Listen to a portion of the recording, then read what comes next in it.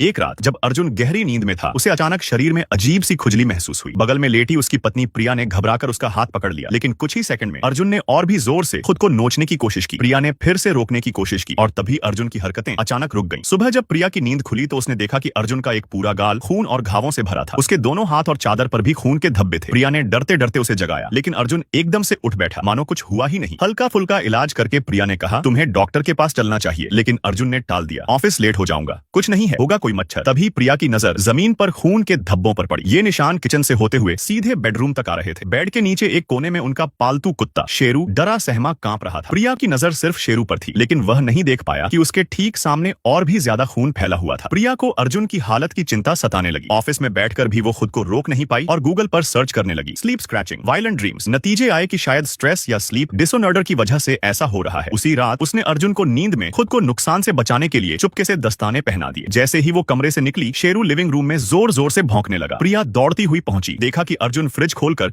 उसमें रखा कच्चा मांस खा रहा था। यहाँ तक कि उसने कच्चे अंडे भी निगल लिए और फिर एक कच्ची मछली उठाई। ये नजारा देखकर प्रिया का जी मिचला उठा। वो सिंक के पास जाकर उल्टियां करने लगी। तभी अर्जुन पीछे से आ गया। वो नल खोलकर पानी पीने लगा। उसकी आंखें बिना किसी भाव के मुंह ऐसे खुल बंद हो रहा था जैसे कोई रोबोट हो। शेरू अब भी बुरी तरह भौंक रहा था। इस सब के बाद प्रिया का शक यकीन में बदलने लगा, कुछ तो गड़बड़ है। अगली सुबह उसने घर की सारी खिड़कियां बंद कर दी। जब उसकी मां को इस बारे में पता चला तो उन्होंने तुरंत एक तांत्रिक से घर के लिए रक्षा तावीज मंगवाया, लेकिन प्रिया ने इस सब पर यकीन नहीं किया। वो अर्जुन को स्लीप मॉनिटरिंग टेस्ट के लिए लेकर गई। जांच में सामने आया कि अर्जुन को स्लीप वॉकिंग डिसऑर्डर है। डॉक्टर ने समझाया कि अगर घर को सुरक्षित रखा जाए और दवाइयां समय पर दी जाए तो सब कुछ कंट्रोल में रहेगा। प्रिया ने डॉक्टर की हर बात मानी। दवाइयां शुरू हुई और एक रात उसे पहली बार चैन की नींद आई, लेकिन सुबह फ्रिज के पास फिर वही बिखराव था। उसने देखा पैकेजिंग पर शेरू के बाल चिपके हुए थे। तब उसे एहसास हुआ कि सुबह से उसने शेरू को देखा ही नहीं था। बुरा एहसास दिल में घर करने लगा। डरते डरते उसने फ्रिज खोला। जो उसने देखा वो किसी भी इंसान को तोड़ देने के लिए काफी था। अब वो अर्जुन से दूर बाथरूम में बच्चे को गोद में लेकर टब में सोने लगी। रात में जैसे ही आंखें बंद करने की कोशिश की, दरवाजे पर दस्तक हुई। प्रिया ने हल्के से पूछा, कौन है? कोई जवाब नहीं आया। डरते डरते उसने दरवाजा खोला। अर्जुन लिविंग रूम के बीचों बीच खड़ा पेशाब कर रहा था। पिछले 3 दिन से अर्जुन की नींद में हरकतें इतनी अजीब थीं कि अब उनका घर ही सबसे असुरक्षित जगह बन चुका था। शेरू की लाश फ्रिज में मिलने के बाद प्रिया को सदमा लगा और उसका जल्दी डिलीवरी हो गया। पहले से ही इमोशनली कमजोर प्रिया अब पूरी तरह टूट चुकी थी। ऊपर से नए पड़ोसी के पास भी एक वैसा ही कुत्ता था जैसा शेरू था। यादें, डर और सोशल मीडिया पर दिखती नींद में हत्या की खबरें सब मिलकर प्रिया को एक ही दिशा में धकेल रही थी। हमारा अगला नंबर है। प्रिया की नींद उड़ गई थी। अर्जुन अब भी नींद में कुछ बड़बड़ा रहा था और प्रिया को उसमें किसी और की आवाज सुनाई दी। इसी डर और असुरक्षा में उसने एक तांत्रिक को दोबारा बुलाया। जैसे ही तांत्रिक घर में दाखिल हुई, उसने बिना कुछ पूछे कहा, इस घर में 2 आत्माएं हैं। तांत्रिक ने बताया कि एक आत्मा अर्जुन के शरीर में घुस आई है, क्योंकि वो आत्मा जब जिंदा थी तो प्रिया को पसंद करती थी और वो आत्मा किसी ऐसे आदमी की है जिसे प्रिया जानती है। तांत्रिक ने एक भयानक बात कही, मैं बस यहीं रहना चाहता हूँ तुम्हारे साथ। प्रिया को ये सुनते